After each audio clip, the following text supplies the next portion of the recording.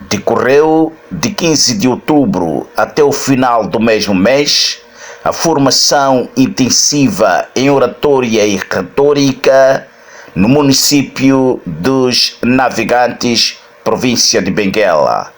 Os resultados falam por si. Muito boa tarde. Meu antropônimo é Lourenço de Carvalho e muito obrigado por esta interação. A formação de oratória, na verdade, trouxe algo muito benéfico para mim e para a minha formação acadêmica e para a minha área de atuação futuramente, que é ser professor, ensinar.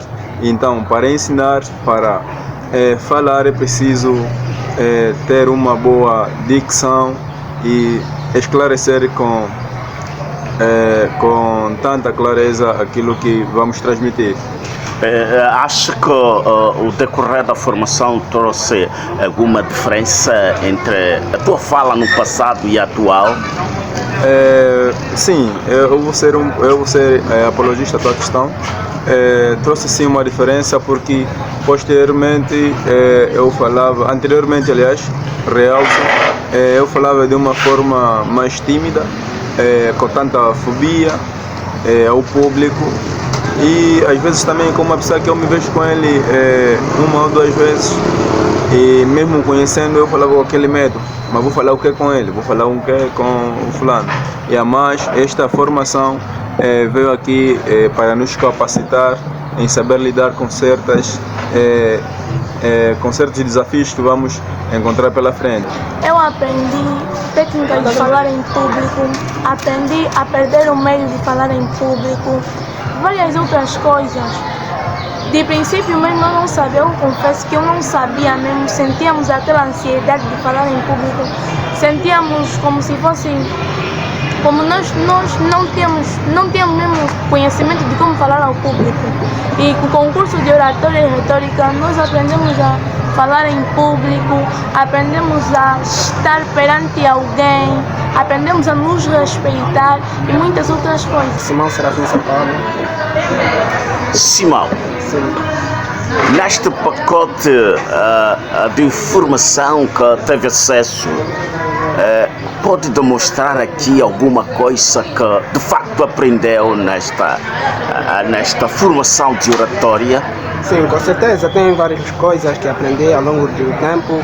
Com certeza, com um exemplo prático, uma introdução que eu vou apresentar, que é o seguinte: de antemão agradeço pela oportunidade que me foi dada de esmiuçar alguma explanação consonante à mesma temática. Para ser preciso e objetivo, gostaria de entrar no âmago do assunto. Essa introdução serve para introduzir os trabalhos, temas investigativos, enfim.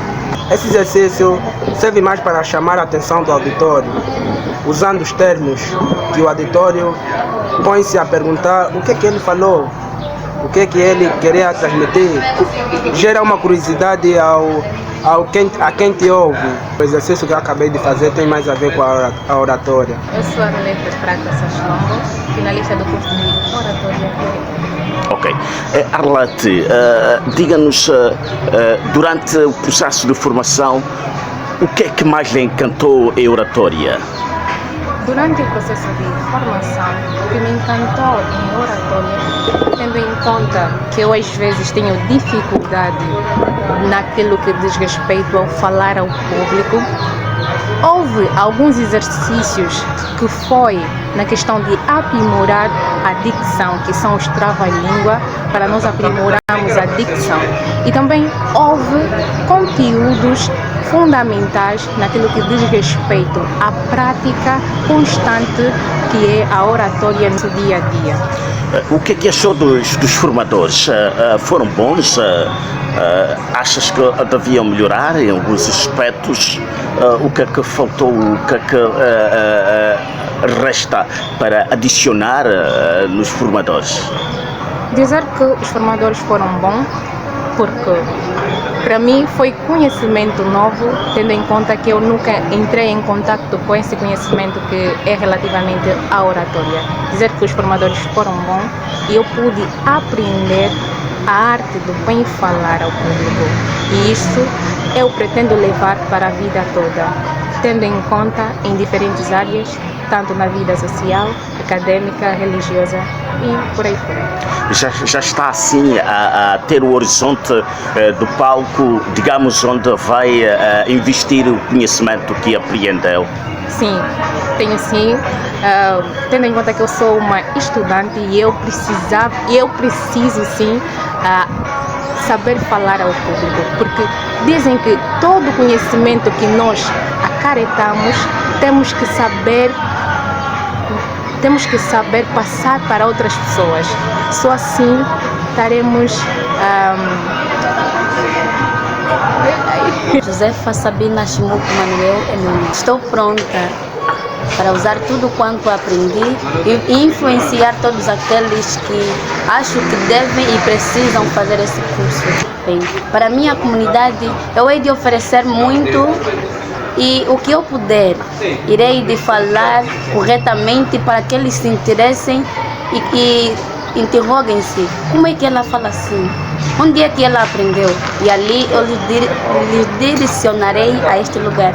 Os palcos que eu penso em aplicar tudo quanto eu aprendi. O primeiro é na escola, visto que eu estou a me formar para ser professora de ensino primário. Eu penso em contextualizar o meu discurso e ser todos os dias mais atrativa, porque as crianças elas precisam de muita motivação para aprender.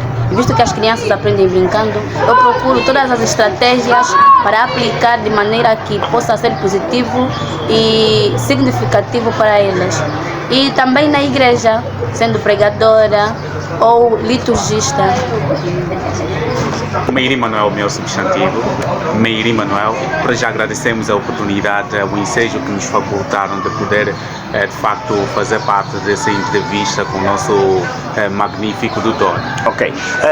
O que é que nos diz sobre a avaliação dos formandos aqui? Será que saíram aqui com bagagem suficiente para contaminar o mundo? Realmente